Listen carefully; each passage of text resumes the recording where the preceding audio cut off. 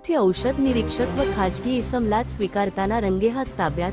अन्न व औषध प्रशासन कार्यालयातील औषध निरीक्षक किशोर देशमुख आणि खाजगी इसम तुषार जैन यांना 8,000 रुपयांची लाच घेताना धुळे लाचलुचपत प्रतिबंधक विभागाच्या पथकाने रंगेहात पकडले.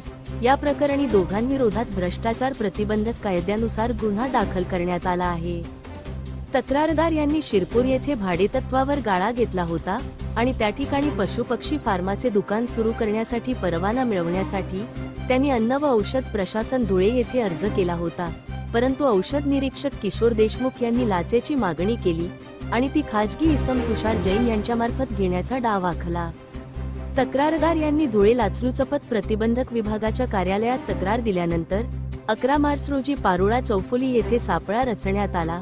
तुषार जैन हे कारने आले आणि तक्रारदार यांच्याकडून 8,000 रुपये स्वीकारताना त्यांना रंगेहात पकडण्यात आले.